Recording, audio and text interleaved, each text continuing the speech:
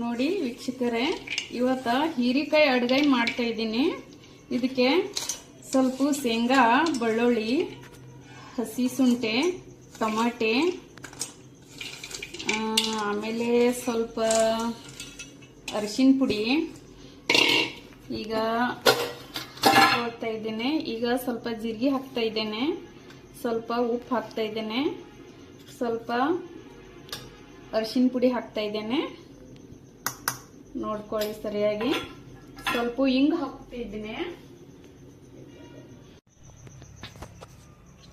ನೋಡಿ ವೀಕ್ಷಕರೇ, ಇದು ಶೇಂಗಾದು ಮಿಕ್ಸಿಗೆ ಹಾಕೊಂಡಿದ್ದೇನೆ. ಈಗ ಇದು ಅಡ್ಗಾಯಿ ಮಾಡ್ಲತ್ತೀನಲ್ಲ, ಇದ್ರೊಳಗೆ ಎಲ್ಲಾನು ಸರಿಯಾಗಿ ತುಂಬ್ಕೋಬೇಕು. ಇದನ್ನ